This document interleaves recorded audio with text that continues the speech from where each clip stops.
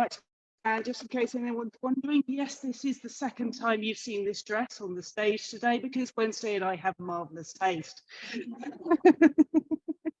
As you'll notice, I've slightly tweaked the title of my talk. This is in part because I've been off sick for the last month and couldn't quite remember what I was supposed to be talking about, but it is approximately on the same topic, so hopefully you'll forgive me a little bit for that.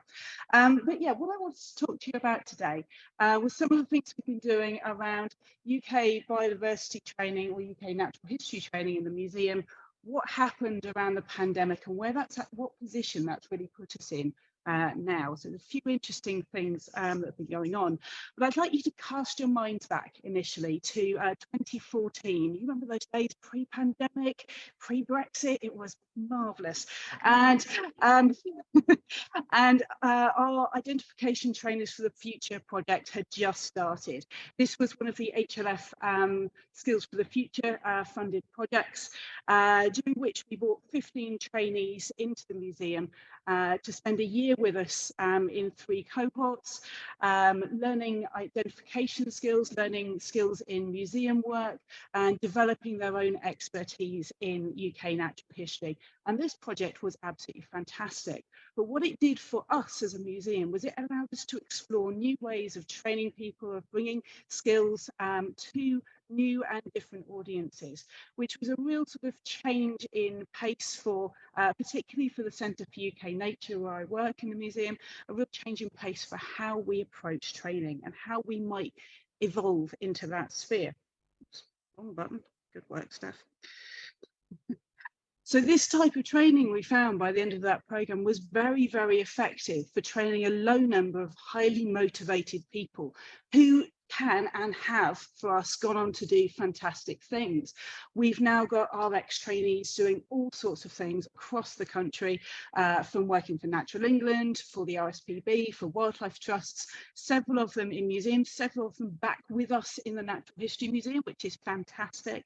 And some of them have gone off to set up their own businesses working in natural history. So all 15 of my trainees are now off doing wonderful things, and I am so proud of them for doing that, because they took what we gave them as a museum and really just absolutely ran with it, which is great. None of this would have been possible without the fantastic curators and researchers within the science department of the museum, and it really demonstrated as well for us how much enthusiasm there is across our science team and beyond into our education and learning teams as well to train others. But of course, as we all know, time pressures are extremely high, and that is not something that's going to go away anytime soon. We have pressures on all of our colleagues all of the time. So that needs to be borne in mind whenever we're creating these sorts of programs. I can't simply just walk up and go, "Hi, would you like to deliver a training course next week?" Marvellous, thank you. And everyone's going to be really happy with me. The other thing with the ID Trainers project is that it can't be scaled up simply. And it was very, very expensive. We were very lucky with the HLF grants through the Skills for the Future programme. They gave us a lot of money to run this programme, which meant that we could pay our trainees fairly for their time that they were spending with us, and enabled us to do an awful lot of things across our project partners on that project, with the Field Studies Council and the National Biodiversity Network Trust as well. So it perhaps wasn't the most efficient way that we could have done this. So the next stages for me over the last few years have been looking at how do we take the very best elements of this programme and how do we open it up to more people? How do we scale this up to make this sort of training more effective? As an aside, one of the things that we were able to do, and this is a slight step aside from this, we did manage to get ourselves involved with the Department for Work and Pensions Kickstarter programme, which did allow us to bring more trainees back into the museum. From my perspective, these were my 4, and they allowed us to bring in people who we probably wouldn't ordinarily reach as a museum in terms of advertising roles. So here from left to right, we've got a marine biologist, a physicist, a graphic designer, and a biomedical engineer, people coming from really interesting backgrounds and bringing all those skills into our centre at the museum and using those effectively within this time of 6-month programme. This was really low cost because all 4 of these people, and actually across the museum, we ended up having 40 people on the Kickstarter programme across all of our different sections.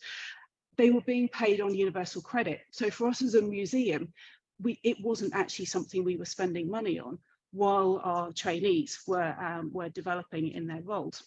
But like all good things, that also came to an end and is no longer recurring. Of course, suddenly, COVID. And if you didn't hear a splat sound when that landed, then we are not friends.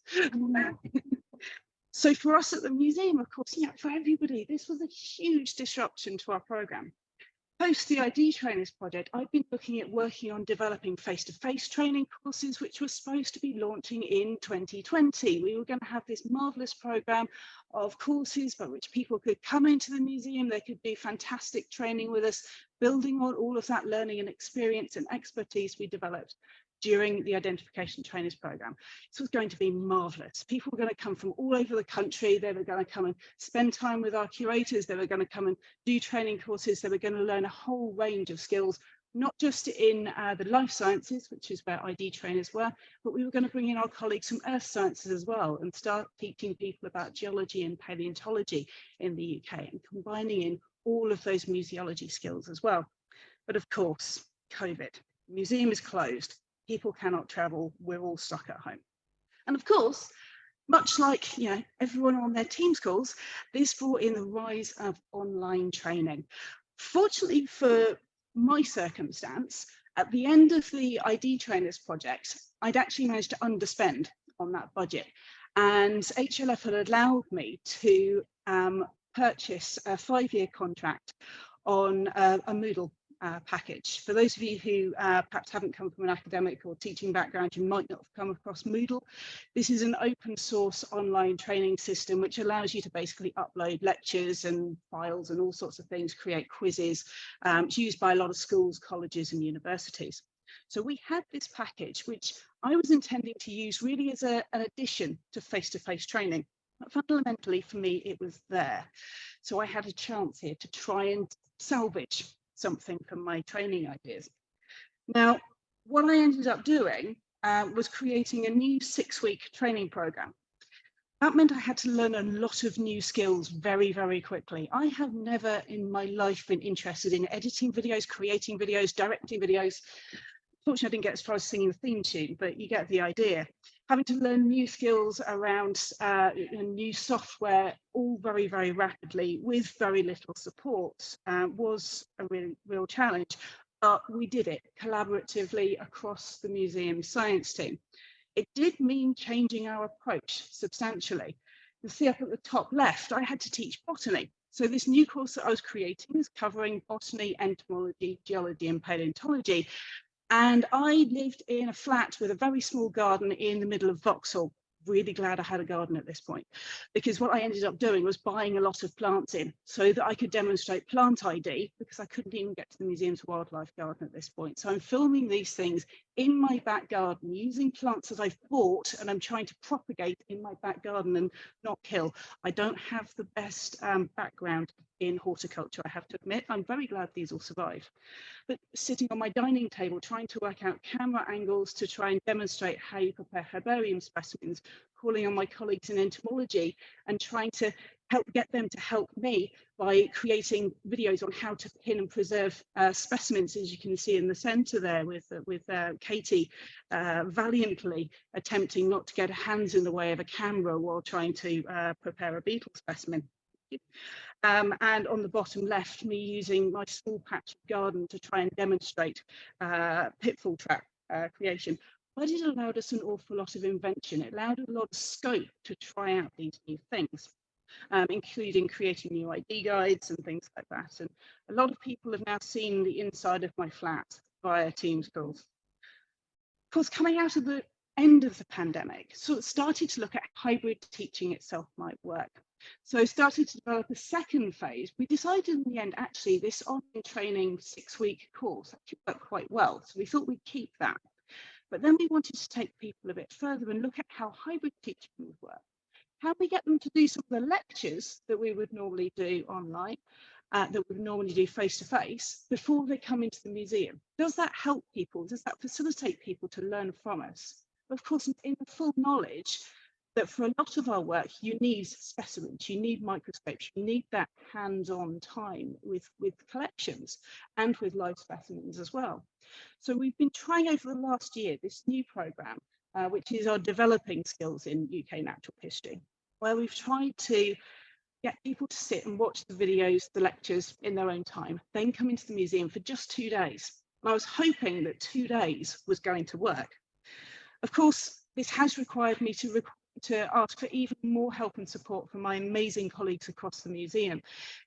I cannot teach advanced level entomology. I'm not an entomologist. I like running around chasing bats.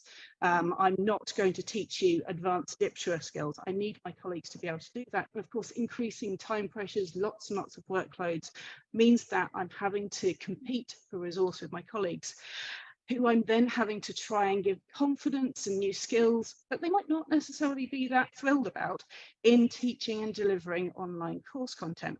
Of course, not everything can be taught online.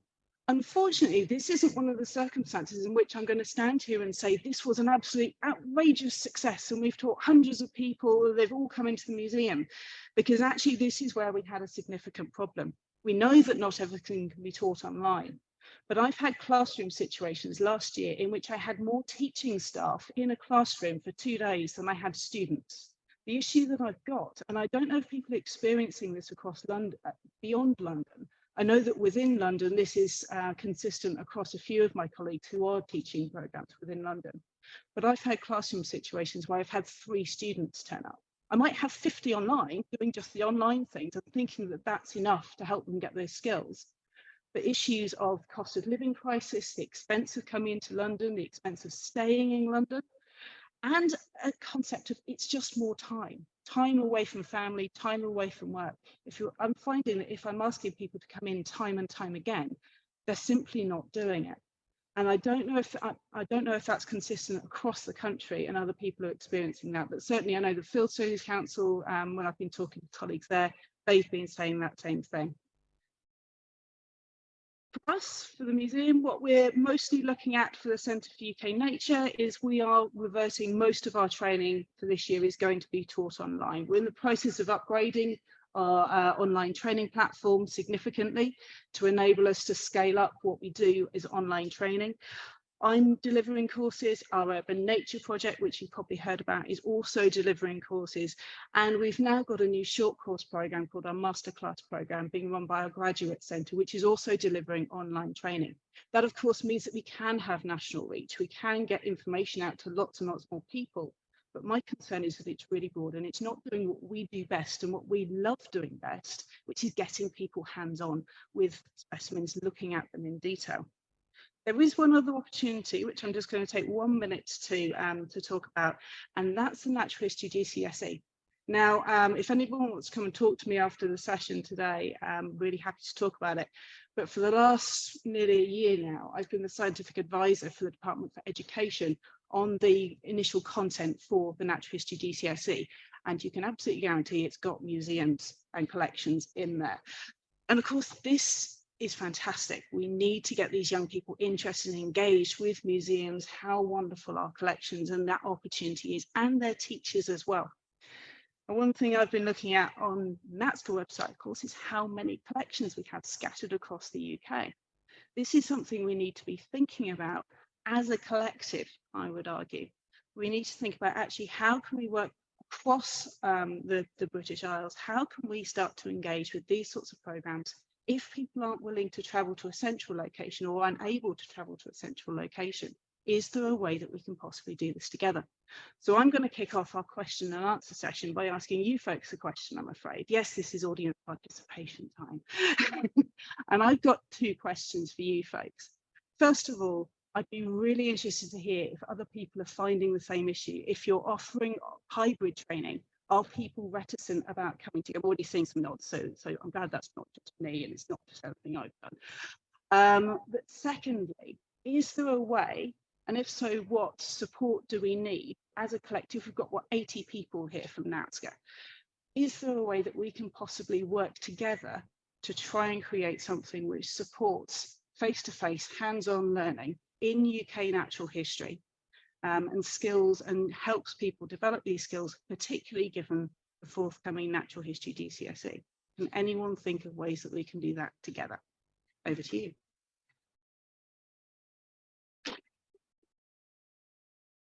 Stunned silence. Gosh.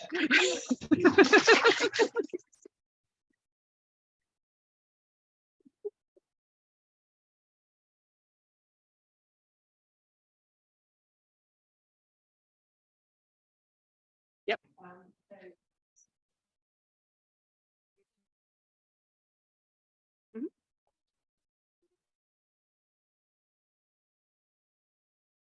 Locations, and about what you were saying that going from face-to-face pre-pandemic, we did a lot of face-to-face training for staff throughout the trust in all sorts of areas prior to the pandemic, and obviously themselves that all came to an abrupt stop during the pandemic, but fairly soon some elements we started opening up as online training.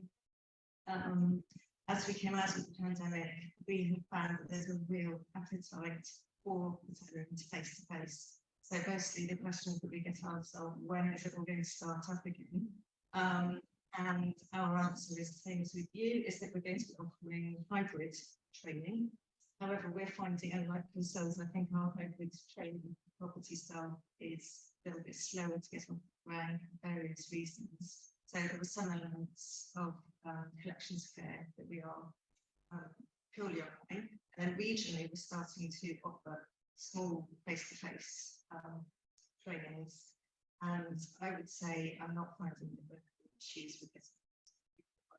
And sort of perhaps the difference there is because we have so many different locations, so we can work in smaller regions, so people don't have so far to travel.